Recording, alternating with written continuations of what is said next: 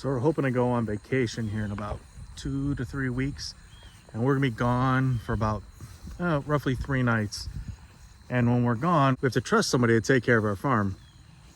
So right now I'm working diligently to try to set everything up so it's really easy for the person who's gonna be taking care of it for us. And when I do my chores every day, it takes me between 30 and 45 minutes to do my chores. Now I'm never really in a hurry to do it, so it could probably be done a lot quicker than that. But so I'm gonna kind of walk through and show you what I'm doing to make things a little bit easier here. So one thing that definitely took a lot of time every day was our meat birds, because I had to make sure they had water, I had to make sure they had feed, and I always moved them twice a day. So that added into the time when I was doing chores. So all of our meat birds are processed now, so that's one thing off the list that they don't have to worry about. Another thing is I'm real diligent about taking care of the cattle. I'm always checking on them, making sure they're good to go. Well, right now I've got them out on a big pasture and they're eating all that grass and they're really enjoying it. But when we go on vacation, I'm gonna make sure that I have a couple fresh round bales for them, so they're really content with that. And we'll make sure that they're in an area where they're really safe, where they can't get out when we're gone, if there's a bad storm or something like that. But one big improvement that I did to our property or to our pastures over the last week was I purchased a solar electric fence charger and I hooked it up, and I'll tell you what, I am very, very satisfied with the performance of this charger. It is doing so well.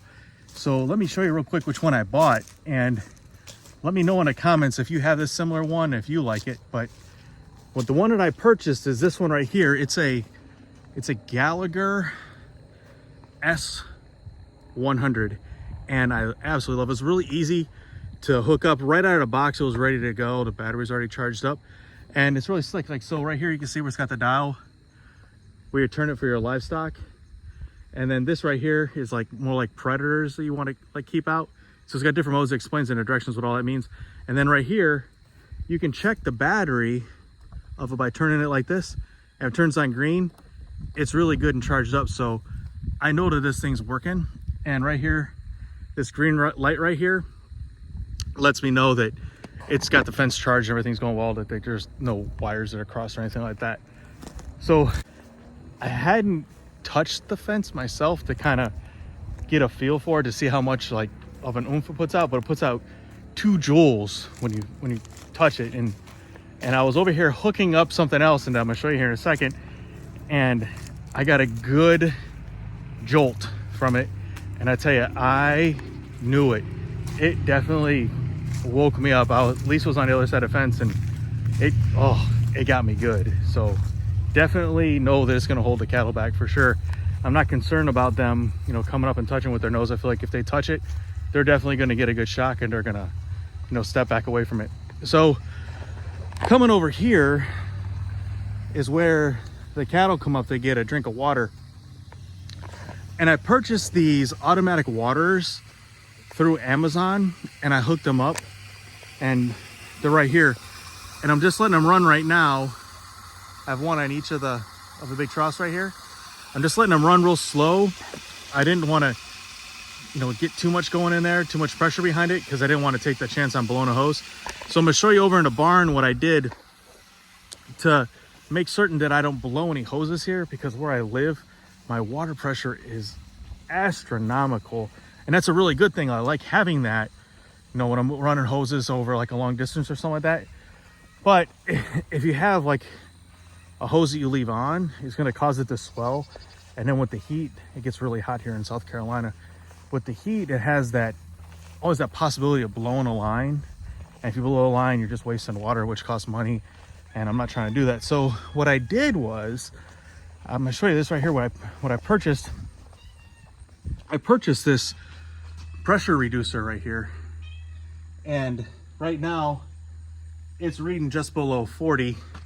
And I think I might even turn it down a little bit more. And 40 is kind of like on the low end for pressure in like a household water line. But I look at it this way, it's like kind of like having an RV when you go and you go to an RV park, you want to have the reducer on the water line because you don't want to blow any of your fittings inside the RV. So that's what I'm trying to do here. That's the thought process behind that. So you see what I've done for the cows. I've set them up where they've got an automatic waterer. Now I'm gonna come over here and show you what I did for the goats. Now, I don't have an extra basin for the boy goats. So what I did is I set this one up right here for the girl goats. And I'm gonna set up the same thing right there on that side of the gate because I enter right there and I always swing the gate out. So I know it's not gonna get in the way. And if I need to get in there with the tractor or something like that, I can easily move it. That way I've got plenty of access to get in there and take care of the goats with, you know, hay or feed or anything like that. But daily use, I don't have to like go very far. I don't need like to open the gate all the way, so I'll be fine with that. And then over here, I've got one more trough. I don't know if you can see it right over right here, right there. So right there, I have that set up for the cattle so they can come in. It's always covered because here in South Carolina, it gets really, really hot. And I did it on purpose. I kept a water that was underneath the, I guess like the shed over here. And what that does is it keeps that water from heating up. So I don't want them to have to go out there and drink hot water. So if I have this set up like this, I know they're always gonna be able to drink cool water. Now in the summertime with those automatic waters that I have set right there, I might wanna look at another way of doing it because the water in the hose is always gonna be heated by, you know, the temperature outside and the sun beating down on it. So what I need to do is in the very near future, I need to run underground water lines to all of my livestock areas. And that's been in the plans. It's just been something that I haven't done because I've been using hoses.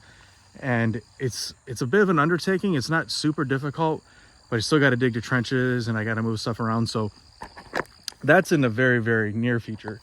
So here's another look at the little goat setup.